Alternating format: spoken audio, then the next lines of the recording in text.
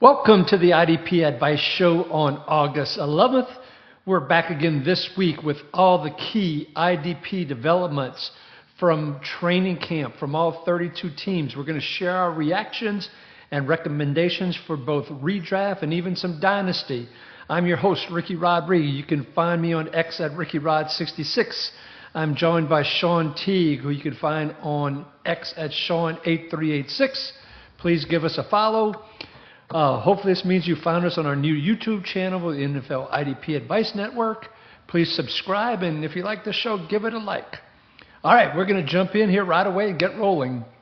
And we're going to start with linebackers, and we'll start with the Dolphins.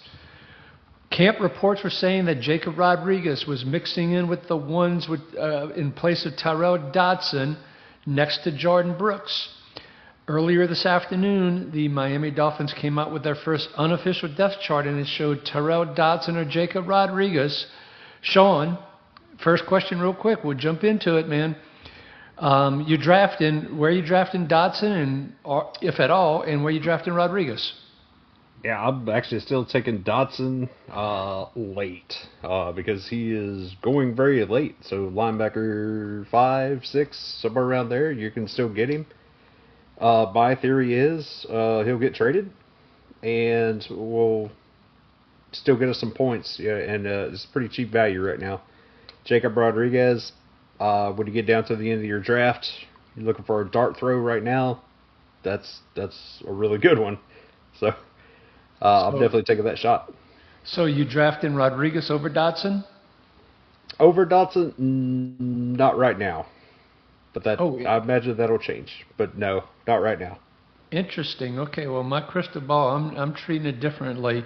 And at this point, I'm with you. I think Dodson does either get traded or waived and picked up by somebody else and gets playing time, but not enough that I want to pick him up too high. So I'm like you, maybe a linebacker 5. Rodriguez, I'm at like a low linebacker 3 is where I'd be willing to take him. That just think he will be out there. He'll be man in the middle. He'll be out there 90-95% of the snaps. And I think he's going to make the turnovers happen just like he did in college. So I'm feeling a little bit more bullish on Rodriguez than you. Sure. I'm just hesitant on when does that takeover actually happen. It hasn't happened just yet. That'll mean it can't happen at the end of preseason or something like that. But yeah, it's just the timing right now. The last thing I'll mention on this, to your point, though, is usually at this point in time, a lot of these unofficial depth charts will defer to the veteran. And in this case, they didn't even put Dodson by himself there. They put Rodriguez or Dodson. That just tells me the takeover is happening. And they did similar on the offense with, for those of you who love offense, Kaleb Douglas got thrown in as a starter. And to Ricky's point, we don't usually see the rookies labeled as even unofficial, especially the first week. So exactly. Big deals going on in Miami right now. So the only other quick thing I'll mention is rookie Trey Moore, who really, the notes coming out from the various beat writers and so forth has been very, very quiet on. They listed him as the 3rd starting linebacker, which was quite surprising. Ronnie Harrison, Kyle Lewis, and Willie Gay were listed as part of the 2nd team. All right, just another quick note we wanted to share, building on last week. We had talked about how Cole Holcomb was starting with the ones. Peyton Wilson was mixing in a little bit.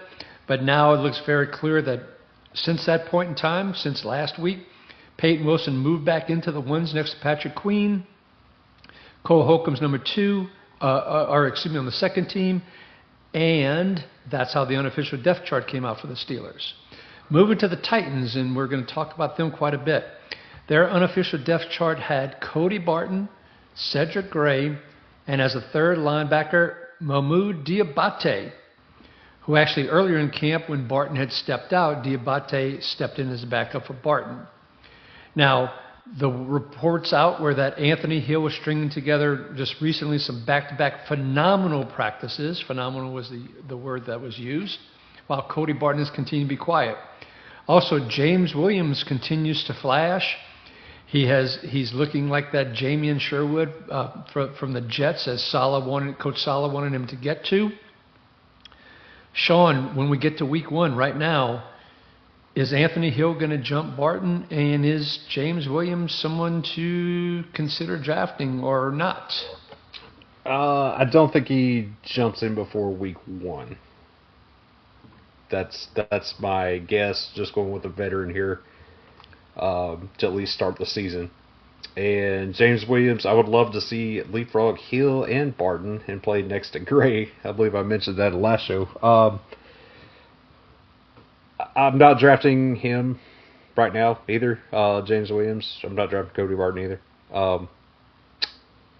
I do want to keep an eye on James Williams, though, because I do think by the end of the season he's making noise somewhere. Yeah, I have James Williams on the watch list as well, not someone I'm drafting, but he is on my watch list at this point in time. And Cedric Gray, some people now are starting to move him back up into the top 12 from a drafting perspective, where there's a lot of lack of confidence in many people, particularly in the quote expert leagues, were drafting him in around 20 to 22 from a in terms of the linebackers perspective.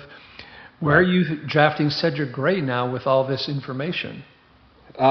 Same place I was, probably top 15. I know a lot of people are moving him back still, and then, like to your point, others are moving him up. So the speculation is all over the place. I think it's because we're hearing so much about Anthony Hill and James Williams having these phenomenal practices and being all over the field. We're not hearing much out of Gray either, other than he's just wanting to be a more complete player, and a leader of the defense. So it's a little odd not to hear anything on him, or even Cody Barton. We're not hearing much there either. I'm not buying into too much because it's still early camp hype. Once we get through a few preseason games, we'll definitely know more. But we're not hearing them doing bad, so that's the big thing, because everybody's doing good in camp. But if you hear something bad, that's really bad, right? That's an excellent point. So you're right. There hasn't been any chatter, Cedric Gray, no chatter about big plays. You thought when the pads went on, you'd hear more about, Cedric Gray had some nice run stuff. It's just been really quiet. So I'm still a little bit nervous on Gray. I'm not quite as high on him as you in the top 15. I'm still in that 20 to 24 range where I'd consider him. And even with that, depending on who's on the board, I just don't have a warm and fuzzy feeling. I just don't know what it is, man. Well, consider what happened last year. Last year, it was the opposite. James Williams was the one, that was quiet, but he was locked in. Cedric Gray was going crazy and leapfrogged him at the end, and it's I don't think we've forgotten that yet. Exactly.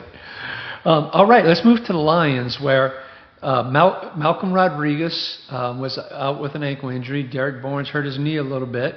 Jimmy Rolder is out with a hamstring situation and is not even anywhere near to return to practice. The Lions signed Devin White. Now, we talked about this last week, and Ricky was pretty much on the negative side, particularly about Devin White, my LSU boy. But Dan Campbell came out today and said he looks nothing like the linebacker with the Raiders last year. He looks like the Tampa Bay version of Devin White, which was basically saying when Devin White was an all-pro. So high praise from Dan Campbell.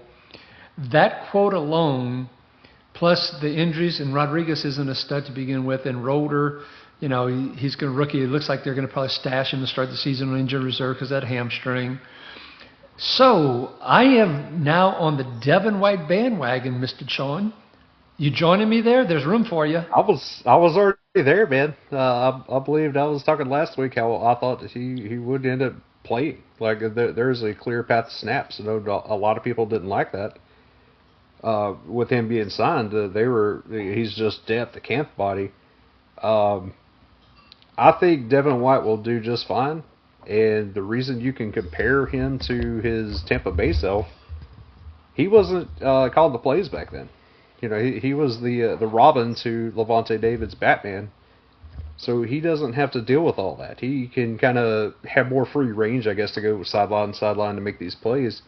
I think that's great for him. And I think that's what we'll end up seeing this year. Jack Campbell, will still be the main focus. He's still probably your top linebacker in drafts, but Devin White should be shooting up boards right now. And he is stupid cheap again this year. Well, now, but if you look at how Anzalone typically scored, and you think about, well, he's in the Anzalone role. Anzalone, low in 3, high in 4, depending on scoring systems. Do you have him higher than that? Or do you think he can perform better than Anzalone? I think he can perform better just on athleticism alone. I don't view Anzalone as just a athletic specimen. For Devin White, that's one of his big key factors. The speed, the range, stuff like that. I don't think he'll do any worse than that. Okay. All right, so you've got him in that, let's just call it 36 range of linebackers, or maybe even a little bit higher than that. Okay. Yeah, and you're going to get him down there with Tyrel Dodson right now. And that's value is huge. If you're getting him as your LB5 again, that's a pretty good return, I think. So you're White over Dodson at this point in time. Because you said Dodson, you're getting him as a late 5 or 6, and we just talked about Devin White as a late 3, early 4. So you have to take White over Dodson with that logic. I would think so, yeah. I would feel a little better if he was more locked into the starting role, which I do think we'll see in the next couple of weeks that he will be.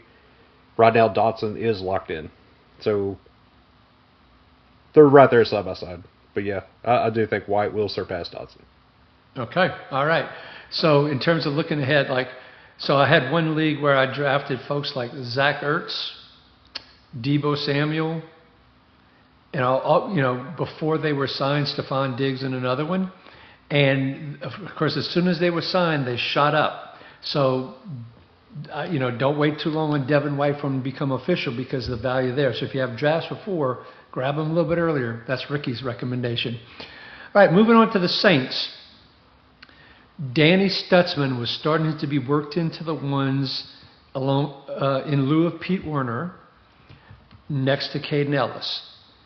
Unfortunately, if you're a Pete Werner owner, Werner started having a little bit of an ankle issue and so sat out a couple of practices. He was fully dressed today, here on, once again, Tuesday, August 11th, but didn't participate in team activities. We'll talk about this more next week, but just something to watch. So people might be getting a little bit out over their skis, as the saying goes, that, Stutsman is now moving in with the ones with Caden Ellis. I don't think it's that clear-cut quite yet, folks. I hope it is, but I don't think Werner's quite going away. So keep that in mind. Also, other thing to watch, the Saints signed Deion Jones as well. He's 31.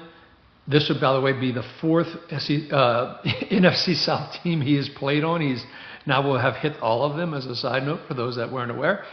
But he's coming home for his last one. He's from the New Orleans area originally. One of his strengths is in pass coverage is Deion Jones. So even if Stutsman or maybe even Werner are the starters, Deion Jones may keep them from being 3-down linebackers. Something to keep in mind.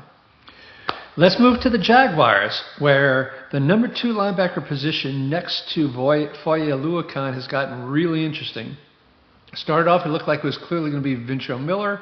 All of a sudden, Branson Combs, who had started off very busily in OTAs and minicamp, started looking really good. And then it was a toss-up going to camp. And in fact, one beat writer, as we talked about last week, said he thought Branson Combs had leapfrogged Ventrell. Well, that same beat writer has come back this week and said, never mind. Not his exact words. I paraphrase. Very generously paraphrase. But basically said Ventrell Miller, he feels like, has taken the lead back for that number 2 linebacker role. What's interesting is they also signed Jahlani Tavai, who has starting experience in the past, including with the Patriots. Is that a sign that they're not comfortable with Miller or Combs and are looking for somebody else? Sean, how are you playing this Miller and Combs right now, and how are you feeling about them? I'm actually avoiding them because I think this turns into a rotation. Miller's, I think, more suited for run stuffing, and Combs is by far better in coverage, according to everything I'm seeing. And then with Tavai, I think he's depth, and I think that has more to do with Jack Kaiser probably being more injured than we realize, or maybe it's going to linger on. So that's my guess for now.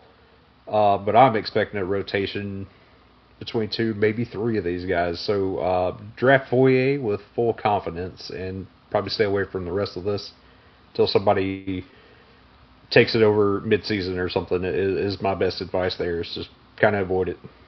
I think it's a mess. All righty. Moving on to the Bills real quick. Kaleb Elarms-Orr, the rookie, continues to get positive feedback, but at this point in time, they're still saying it's Terrell Bernard and Dorian Williams.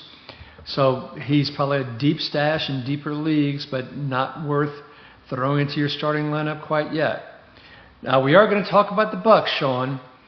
Their depth chart, unofficial first one, came out, and next to Alex Anzalone starting is the royal one, Sir The royal one. Oh, boy. Yeah, but he royally sucked in pass coverage last year. See what I did there? I like it. And once again, there was a beat writer giving him a hard time, talking about how he was busy chasing running backs down after they had caught passes where he was in coverage. Josiah Trotter. Those are still tackles. Those are still points. When he makes them eventually, yes, then you still get points. It's just a question of when, not if. It feels like Josiah Trotter. And Josiah Trotter had an interception today in the joint practice against the Jets. Josiah Trotter's been getting some green dot work with the first team. Sean, I am just staying away from Servasia Dennis, the royal one. Absolutely. The writing's on the wall. They had nobody to turn to last year, or else we would have seen somebody else come in. I think so. I'm expecting Trotter to be right there with Anzalone day one. Now, the other thing I'd add, like in deep leagues where, like, I have like 7 linebackers on my roster, for example. I mean, I know you have some that are even deeper than that, Sean, but one of my deeper ones where I have 7 in the Kings Classic. I try and have 5 people that I feel good that are going to be starting and playing at least 75-80% of the snaps, and hopefully several of those are 95 to 100. Right. But then it's those last 2 where I'm trying to put in a Jacob Rodriguez who may not start right away, or a Josiah Trotter who may not start right away. I'd rather have them stashed on my bench as opposed to then having to spend a ton of fab on them. And I'd rather them as opposed to a Servasia Dennis on my bench or a Dorian Williams on my bench. You agree with that strategy? Yeah, absolutely. Especially if you have the roster room, room on the bench to be able to stash those guys. Because that's just being ahead of the game later on. And that's a smart way of playing to have probably 3 absolute studs, then probably a highly proficient 75% guy who just outplays his playing time, and then take high upside on these guys that are more than likely going to get in either through injury or just pure talent.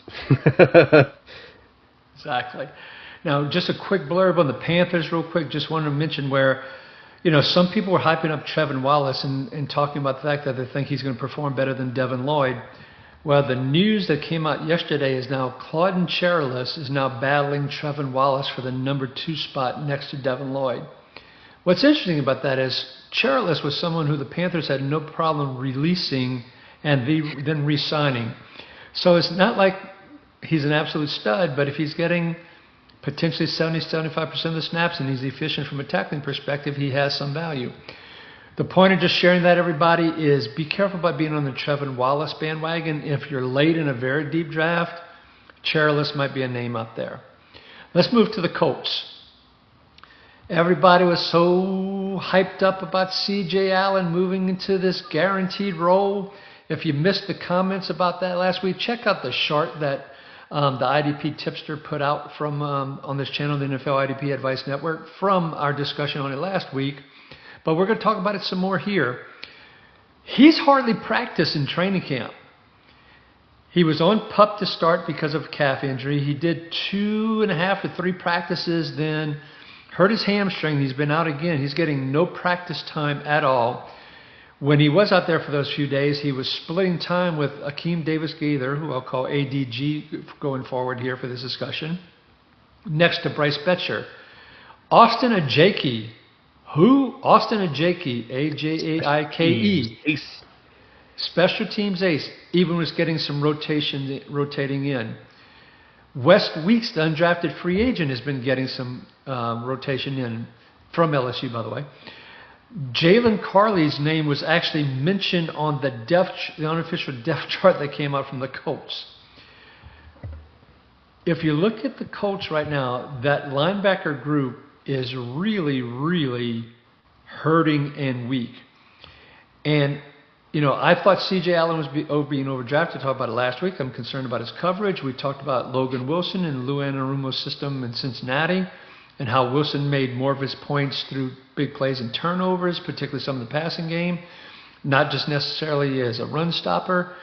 C.J. Allen is feeling overdrafted. This more missed time makes me feel he is even more drafted. Your thoughts on the Colts linebacker room, Sean? Yeah, it's an absolute mess right now, and I know I talk about avoiding certain players and teams quite a bit. This is another situation I'm staying away from. C.J. Allen is going in the top 24 linebackers, if not higher than that, most rounds. Top 15, top 20, and quite a few I've seen, even now. And I don't feel confident at all in him. That's too many, I'm going to say, soft tissue injuries to start out with, to not have any practice. We've seen Jalen Carley's get all the hype last year. Kept missing time, never could get healthy. Well, we never heard his name again last season. That's I feel like we're kind of heading that way with C.J. Allen right now, to where we're going to see Betcher and probably ADG start this thing at this rate. Yep. Or even worse, yeah, 5-man rotation. JK, yeah, exactly, or some sort of rotation, or checking out the waiver wires and, do they go after a Bobby Wagner? Or do they go after a Bobby Okereke? Do they go after a Shaq Thompson? Look, Shane Steichen is coaching for his job this year, it sure feels like. And to go in with this kind of defense, this situation linebackers, I just don't see it lasting. Now, I don't see him going back and re-signing Jermaine Pratt necessarily, but it just feels like they're going to bring somebody else in or do something else. Of course, they have just as big a problem at wide receiver as well since the Pittman trade. Okay, so look, we're avoiding the Colts as our recommendation right now, folks. Moving on to the Vikings. Jamal Adams from LSU switched his jersey number. They switched it from a number in the 50s, which was a linebacker number, and technically a defensive back cannot have a number greater than 49. So they switched it to 32. But just because he's got a safety number doesn't mean he can't play linebacker with number 32. I really think, and you and I had this debate last week, and I think we're going to continue to agree to disagree, particularly since there was a question that came in on the YouTube channel where related to just medalists and where we disagreed on that. And as a side note, by the way, if you go to this show on the NFL IDP Advice Network, go into the comments, type your questions and all, and we will periodically get to them and respond to them. So definitely do that. But Jamal Adams, Sean, I think he's going to be the guy closer to line of scrimmage, and I think medalist is not going to be, but you're still feeling different about that, aren't you? Yeah, I think it's just going to be a small package. Like, I don't think it's going to be a whole game where he's getting, 50% of the snaps. I think we're looking at probably 20 to 30 range, just kind of worked in here and there. Yeah, I don't think it's going to be anything that big yet. You're saying my LSU bias is biasing me on this? I mean, it's been known to happen. That is not true. I do my best not to be over-biased on LSU Tigers. Yeah, that's true. I've heard you down some guys pretty bad. Including Devin White last week, for the record. Okay, so yeah. So look, there's still a lot of unknowns. It's been hard getting Vikings reports on the linebackers and safety alignments. It hasn't been clear. Theo Jackson, Jay Ward, Jacoby Thomas, Jacob Thomas. This is one of the teams that has been hard to get information on. We continue to do searching and researching, and as we get that good information, we'll be sharing in future shows, folks. And, look, exhibition games are coming up, and playing time and playing order will tell us a lot, and snap counts and all, so we'll be watching that very carefully to bring you more information as these weeks progress. Moving to the Falcons, Sean, Divine Diablo left practice with a minor ankle injury. Before that, Christian Harris was already starting to rotate a little bit in and out with Howard Perkins and Kendall Daniels. Now, Perkins and Daniels both also got time on the edge, along with Brandon Darless. We'll talk about that a little bit later in the defensive lineman. Today, Daniels and Perkins got a pretty decent amount of run with the ones, with Daniels wearing the green dot. As a side note, Troy Anderson finally got cut. For all the Troy Anderson truthers, you can finally give up on him now if you've been stashing him in Dynasty forever. Okay, so with the Falcons, we've got Diablo, we've got Harris, we've got Daniels, we've got Perkins. Who's going to be the two starting linebackers for the Falcons in Week 1, Sean? Oh, boy. Diablo's one of them. Luckily, it was a minor injury, and I would agree with that, that he'll wear the green dot. Okay. Until he's injured again. I do think he's on my injury concern list here. I do think Harris is kind of the odd man out here. And I would assume Daniels, because I think Perkins will actually get more edge rotation. I think they'll definitely need him with the way this defensive line is working out right now, these edge rushers. So I'm going to say Daniels for now. Okay, interesting. I'm still leaning towards Week 1 being Christian Harris, but I can see a scenario where around Week 7, the starting linebackers for the Falcons are Kendall Daniels and Howard Perkins. Absolutely. Between injuries and probably just subpar play. And playoff chances out the window. Yeah, and that's what I was about to say. And if not Week 7, once those playoff chances are out the window, whether it be Week 12, 14, whatever it might be, then for sure I see that happening. Okay, just a couple other little tidbits on linebackers. T.J. Edwards was activated. We got a question about the Bears this past week on the NFL IDP Advice Network underneath the show, which we responded to. DeMarco Jackson was playing that middle linebacker role. Expect that Edwards will move into that normal spot. DeMarco Jackson will be the same, the number 3, but if Edwards does get hurt again, which is possible, Jackson moves back into that role. T.J. Edwards, Sean, where are you drafting him right now? I'm not comfortable taking him high. I'm more comfortable taking him in that mid LB3 range. If I do take him, I think I'd rather have a guy like Demario Davis over T.J. Edwards right now. I know Edwards is old, 36, 7, something like that. But I feel like he's just he's in a better position, and I feel he's healthier than T.J. Edwards. So I'm concerned with the amount of injuries he's had over the last year and a half. I think he's on his way out. You taking Devin Bush, the other Bears linebacker, over Edwards? That's closer. I really don't know what to expect out of that role. Just with the lack of production between Edwards and Edmonds, the last year or two, them constantly flipping, who's in the middle, who's calling the plays. I think I would feel better taking Bush over Edwards right now. Yeah. Okay. All right. Then the last one we'll touch on real quick here. Jason Borum, camp star for the Cowboys, unfortunately had a minor groin injury, which, by the way, just before we came on, I heard that's what was Puka Nakua's situation, a minor groin injury. Shouldn't be a big deal. They were just being cautious. But with Borum sitting out in the joint practices against the Rams, sounds like D. Winters made a couple of big plays, which is great for D. Winters. But right now, I do think this setback will keep Borum, even if he just misses a few more days, I think it's going to keep Borum from taking the spot next to Overshown, and Overshown and Winters will start the year. I'm right there with you. And just looking, they're also saying hamstring injury for Borum. So I don't know if that's supposed to be the same injury or if this is something different. That just popped up here on X Just I was doing a quick look to see if he did anything today, but said nursing a hamstring injury as well. So, yeah, I'm with you. I think that pretty much saved D. Winter's job for now, but that's for now. Barham's on his way, though. Okay.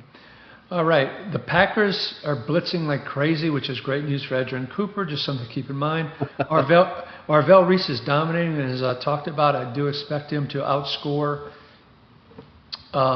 C.J. Allen this year.